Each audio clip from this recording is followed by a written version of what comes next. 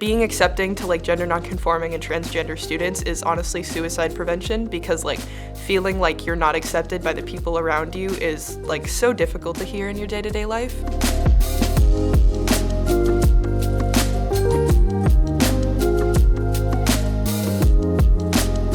I think personally, at least one of the hardest things about being a teenager is just there are like so many kind of like unspoken rules that I feel like people need to follow, and it's like you're definitely kind of an outcast if you don't follow them. Like one of the big ones is like you need to be on social media and you need to be so open about your life. That is like so normal these days to like be completely transparent on the internet, even if you're not fully comfortable about it.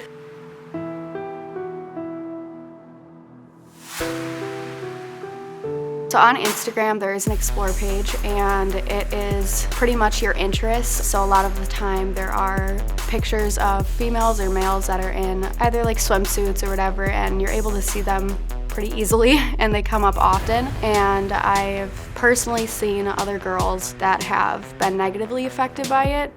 I always knew I was a bit of a slut, but it wasn't until TikTok that I realized how much of a slutty little simp I am. Because they have this mindset that they're supposed to look a certain way, and it disintegrates their own self-image. If you had like any hardships, it's so normal nowadays to like talk about it on the internet, and it's not always like the most comfortable thing to do because you don't always want strangers knowing like every aspect of your life. It's become like a culture that like people do that. To want any like amount of privacy is like seen as weird, but like I don't always want all of my personal information on the internet. In our national survey of 4,000 students aged 14 to 21, more than half of teens say they were called hateful names in high school.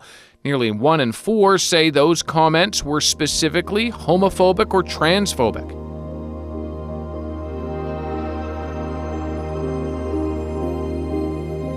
Watching what's happening with isolation with our teens is heartbreaking.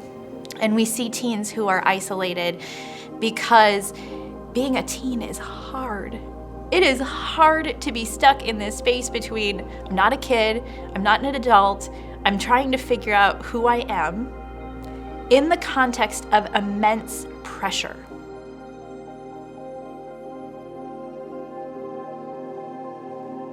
What I've seen a lot in the last few years is a lot of social anxiety, just students not feeling comfortable in their own skin, not feeling comfortable in our building. Some of our students not feeling comfortable anywhere but their home. The U.S. Surgeon General says 95% of teens 13 to 17 are using social media. There are a lot of positives, right? Connecting with friends, for example, but there are also some very real risks. I kind of have a love-hate relationship with social media because I really like the way that it like allows people to connect with one another. Like when I was struggling mentally, because I've had some mental health struggles in my life, it definitely helped me like feel like there were other people out there that I could relate to, because in my personal life I didn't have very many of those people, but like I knew online that there were people talking about how they also like struggled with depression and anxiety, and I just was like, oh, this isn't just a me thing. And like being able to see like a wide variety of people definitely like was helpful with that, although it can be very harmful. And I feel like that's what a lot of like older people talk about, is how harmful it is, which I completely agree with, but it can also just be like such a good tool to connect with people all over the world.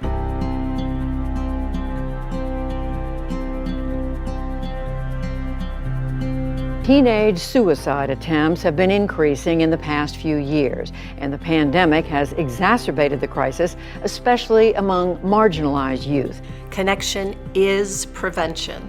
When we think of those impactful moments that we have in life, very often it is when we connect deeply with another person. It's that moment of connecting with another person and knowing that you were seen and heard and valued. Very often we talk about the messy middle and being in the middle of a change in life or a transition in life. But when you have someone with you, that's really, really powerful to know that you're loved, accepted, exactly where you are.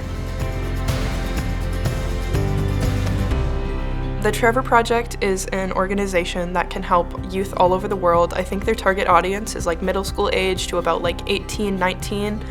They're really helpful with suicide prevention and helping with like mental health issues. So if you're in like an unsupportive environment or like you don't feel like you have a lot of people you can talk to, they have people that are always there to listen and like help you through any hard situations or like just give advice.